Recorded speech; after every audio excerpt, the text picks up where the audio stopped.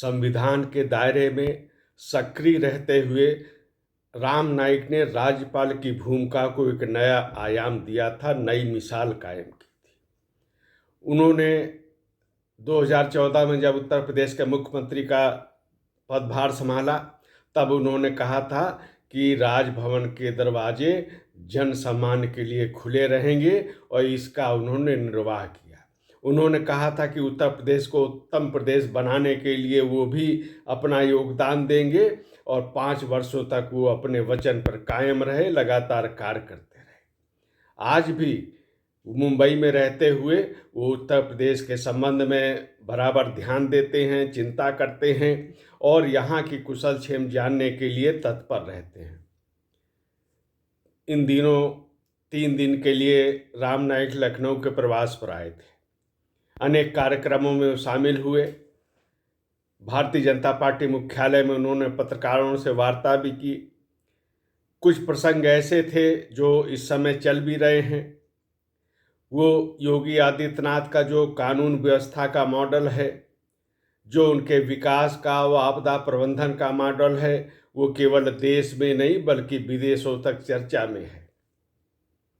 एक दिलचस्प संयोग ये है कि जैसा राम नाईक ने कहा था कि उत्तर प्रदेश को उत्तम प्रदेश बनाना है, और जब उन्होंने 2 सरकारों के साथ, सपा और फिर बाद में भाजपा के सरकारों के साथ कार्य किया, और जब उन्होंने योगी आदित्यनाथ को मुख्यमंत्री के रूप में कार्य करते देखा, उनके कार्यों के जब सकारात्मक परिणामों को देखा, तो उन्होंने ये विश्वास व्यक्त किया कि उत्तर प्रदेश उत्तम प्रदेश बनने की दिशा में बढ़ रहा है।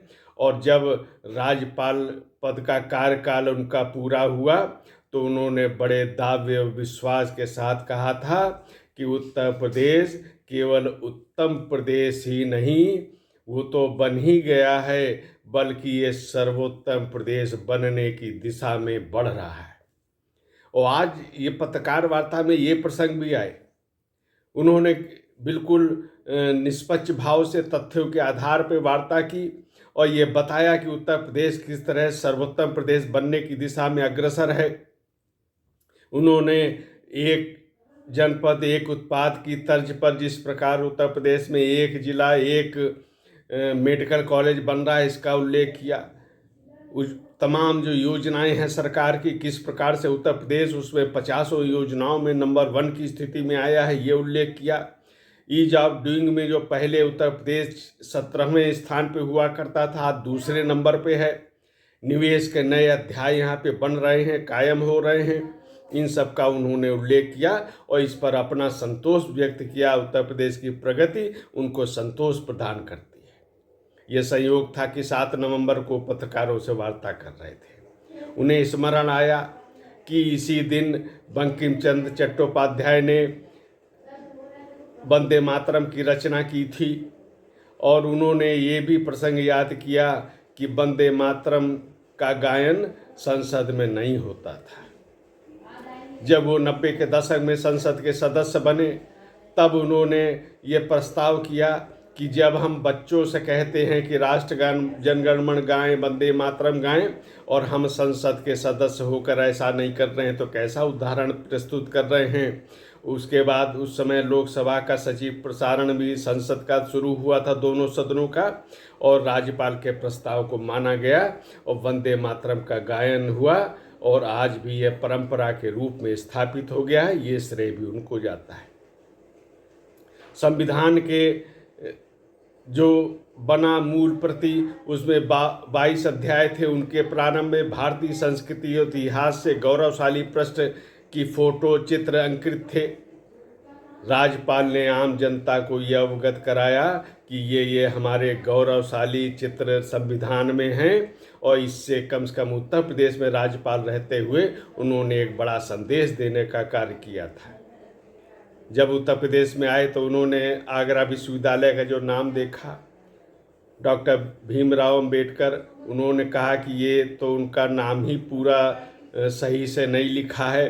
तब उन्होंने बताया कि अंबेडकर उनका सरनेम था और डॉक्टर भीमराव राम जी अंबेडकर, BR अम्बेडकर, ऐसा उन्होंने सही नाम लिखने का सुझाव दिया। और ये सुझाव केवल यही नहीं था, उन्होंने जितनी भी राजनीतिक पार्टी उनको भी पत्र लिखा और ये सुझाव दिया कि वो इस पर अमल करें। जो संविधान के शिल्पी हैं उनका नाम पूरा सही में होना चाहिए। ये एक बहुत बड़ा काम किया और ये बहुत ही संतुष्ट करने वाले कार्य थे। और लगातार उनके हिस्से में तो बहुत से ऐसे कार्य हैं जो उन्होंने किए और इनसे एक ऐतिहासिक पल है और ऐतिहासिक निर्णय ये साबित हुए जो सदैव स्मरण रखे जाएंगे। और इस रूप में उनका कार्य है वो निश्चित रूप से सराहनीय है।